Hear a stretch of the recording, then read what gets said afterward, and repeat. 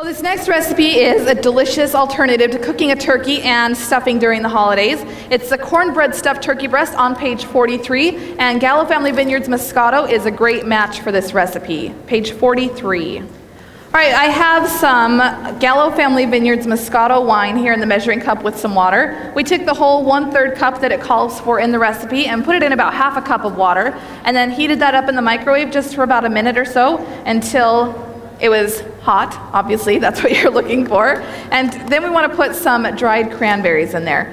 So these dried cranberries are going to soak up the flavor of the Moscato, and the hot water is just there to help it along a little bit. All right, for the rest of the stuffing, we're going to set this aside, let that soak in there for a few minutes. We have 3 cups of crumbled cornbread.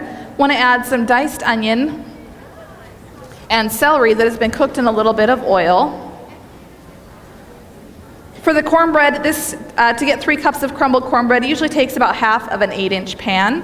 So sometimes as we're getting closer to the holidays, you can find that already made in the bakery section of the grocery store.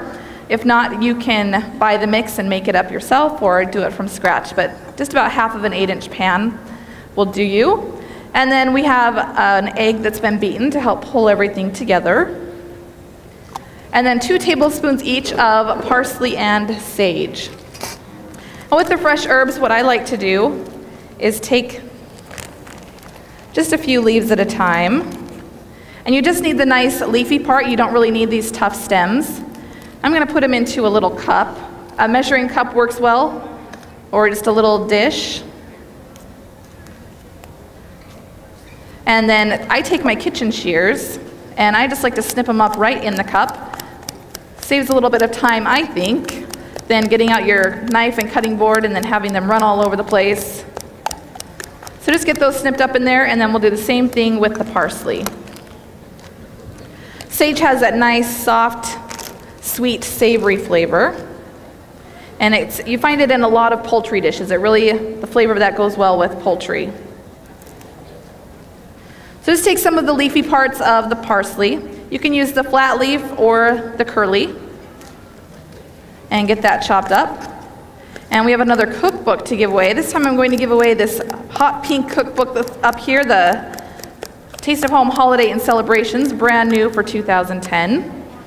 All right, now you can go ahead and bring back your cranberries. It really only takes a few minutes for those to start soaking up some of that flavor. Then go ahead and drain them out and put right into your stuffing. And this makes a really nice stuffing even if you just want to cook it separately alongside a nice big full-size turkey.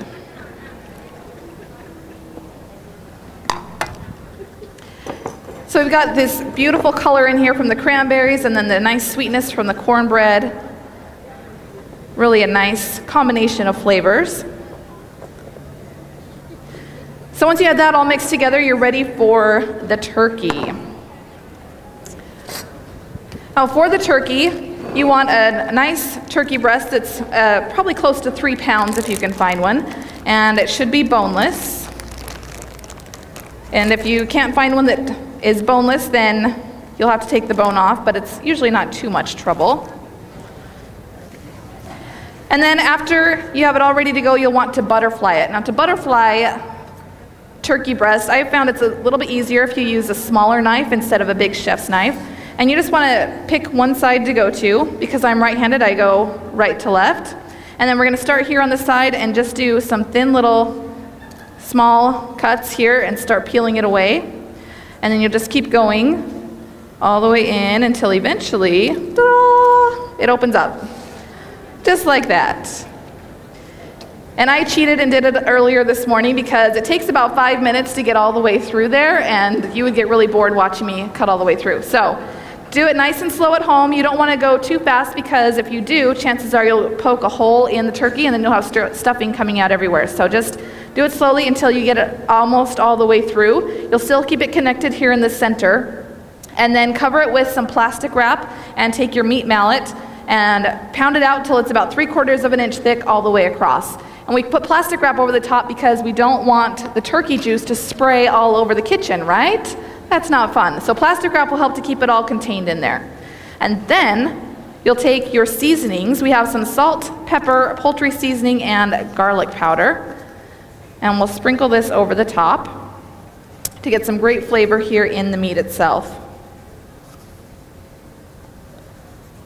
Poultry seasoning is a mixture of sage, thyme, celery, salt, and savory. So if you have all of those, you can do that. Just put a little bit of each of those on the turkey instead of getting poultry seasoning.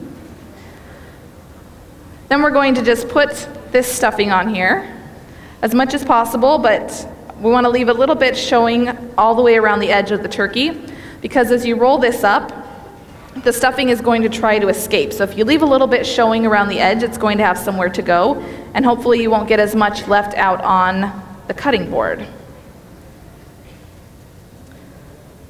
All right, so once you get that in there, go ahead and just roll it up, jelly roll style. If you still have the skin on the turkey, try to leave that on the outside to get some nice color.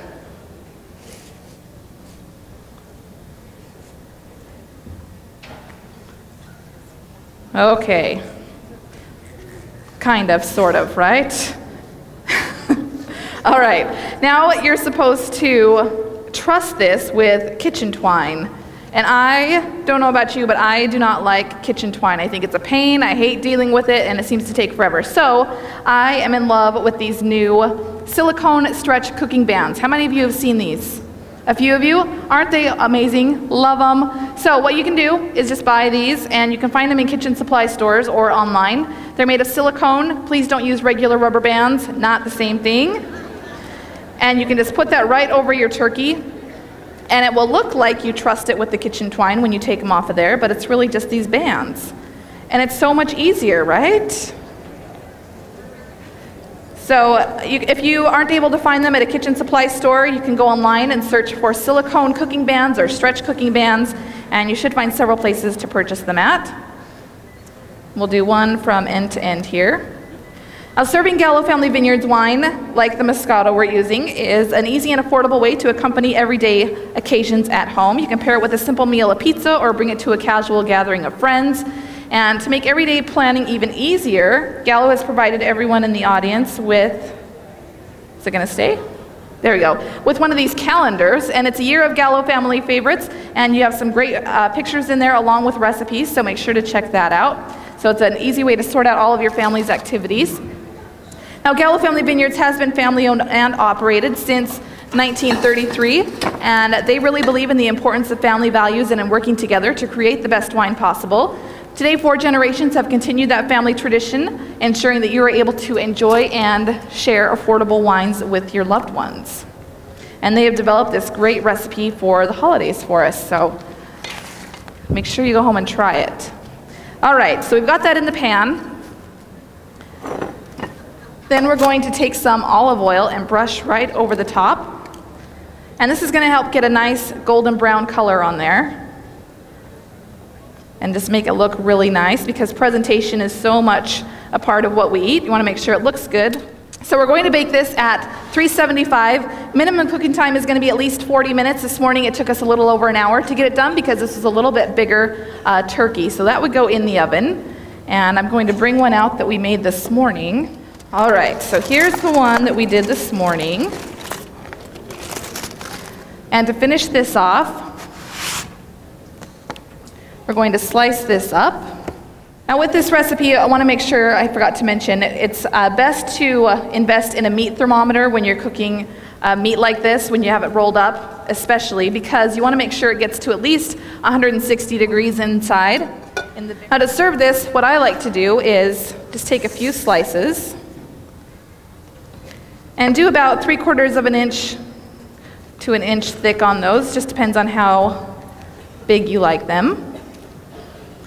And you can see you get a nice spiral shape in there, so that's kind of a fun way to display it. We'll put a few slices out here on the plate, and then put the rest of it here alongside. And then, to finish this off, if you have some of the parsley left, because we use parsley as an ingredient in this recipe, it's an okay garnish. So you can put a little bit of parsley in there for some extra color. And there is your cornbread stuffed turkey breast.